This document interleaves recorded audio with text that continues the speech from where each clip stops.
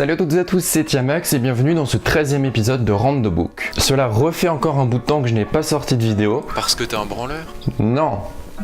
Enfin si, mais pas que. Je ferai très bientôt une vidéo pour expliquer toutes les nouveautés sur la chaîne et tout ce qui va changer. Mais pour l'instant, parlons livre. Vous aimez l'ambiance début 20e siècle, les enquêtes, l'extraordinaire dans l'ordinaire?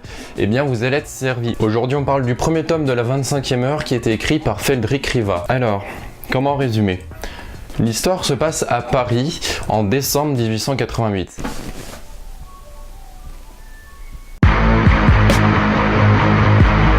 Tout se passe pour le mieux, la tour Eiffel est même en train de se construire.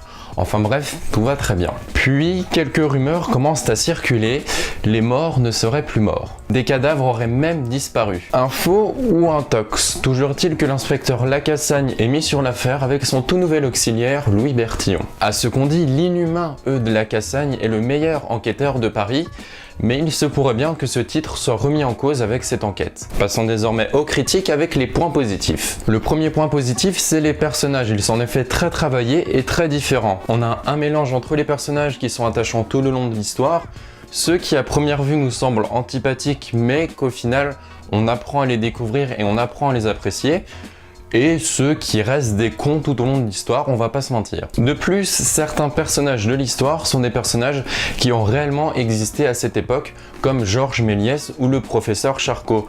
Et j'ai trouvé ça très intéressant et agréable de voir des personnages qui ont réellement existé dans une fiction. Le second point positif est la patience de l'auteur. Pour une fois, l'auteur prend son temps pour créer l'univers, les personnages, les relations qu'ils ont entre eux, leurs origines, etc. Tout ça sont des détails qui sont très importants et on sent que l'auteur a pris du temps à passer du temps à travailler dessus et du coup c'est très agréable parce qu'on a un univers qui est très construit. Un autre point positif de ce roman est la distillation des indices. Pour un roman policier, steampunk, fantastique, médiéval, non je déconne, c'est pas vrai ça, j'ai été agréablement surpris par la qualité de l'enquête entre guillemets. Je m'attendais à avoir une enquête superficielle et simpliste et plus un travail sur l'univers, mais en fait l'auteur a énormément travaillé sur les deux, comme je l'ai dit, l'univers et également l'enquête qui n'est pas du tout simpliste et qui est même très complexe. Le moins qu'on puisse dire, c'est qu'elle roxe du saucisson. Oh mon dieu, la honte, qu'est-ce que j'ai dit? Non mais plus sérieusement, l'enquête est vraiment bien faite et intéressante. Ça nous change des enquêtes où c'est un meurtre ou un enlèvement, c'est-à-dire à peu près les enquêtes classiques. Là, pour une fois, on a une enquête sur quelque chose de différent.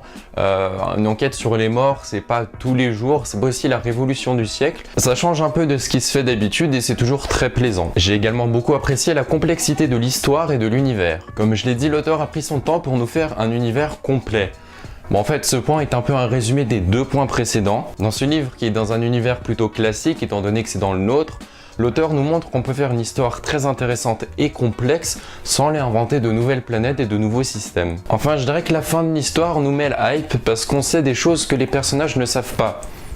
J'ai pas été très clair, je crois. La fin du premier tome est assez brusque étant donné qu'on est coupé en plein milieu de l'enquête et à première vue, je me suis dit c'est un peu dommage d'être coupé en plein milieu, mais finalement je me rends compte que c'est plutôt bien parce qu'on se retrouve dans une situation où on sait plein de choses que plein de personnages ne savent pas et du coup on a vraiment envie de savoir la suite. Et enfin l'auteur m'a offert la boîte collector au salon du livre.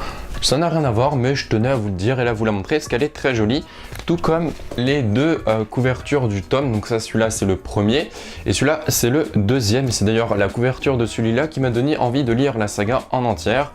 Encore une fois, je me répète, un beau livre avec une belle couverture, ça fait tout. Bon, passons désormais au point négatif de ce roman. Un premier point négatif est la difficulté à rentrer dans l'histoire. Comme je l'ai dit, l'histoire est complexe et l'univers complet. De ce fait, on a un peu de mal à rentrer dedans, d'autant plus que les vrais enjeux de l'histoire arrivent assez tardivement. Et de ce fait, on est pris par les enjeux de l'histoire quand même assez tard et du coup, c'est vrai qu'on a un peu du mal au début parce qu'on lit l'histoire, c'est certes intéressant, mais on voit pas trop encore l'intérêt qu'elle peut avoir. C'est clairement pas le livre à lire sur la plage l'été entre deux gosses qui vous jettent du sable dessus. Déjà parce que vous allez les taper parce qu'ils ont abîmé une si belle couverture, mais aussi parce que vous allez être totalement perdu. De plus, les nombreux détails mettent certes beaucoup de réalisme dans l'histoire, mais des fois c'est un peu trop lourd. C'est très agréable de voir un auteur qui prend le temps de mettre autant de détails et de faire un univers aussi complet, mais des fois il y a tellement de détails qu'on se retrouve submergé par tant d'informations et qu'on en perd en fluidité. C'est aussi pour ça que c'est dur de rentrer dans le livre.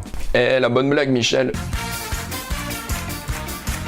Alors oui, il n'est pas forcément accessible à tout le monde, mais est-ce vraiment un mal qu'un livre vienne relever le niveau? Personnellement, j'ai adoré ce premier tome. Il est certes dur de rentrer dans l'univers, mais une fois qu'on est dedans, on peut plus en sortir. J'ai commencé le tome 2 et j'ai franchement hâte de savoir la suite. En plus, tome 2 dédicacé par Feldric Riva lui-même au salon du livre, oui monsieur. Enfin bref, je vous laisse en bonne compagnie j'espère. Je vous dis à bientôt pour une nouvelle analyse, d'ici là portez-vous bien, c'était Tiamax, bonne lecture et bonne journée, ciao.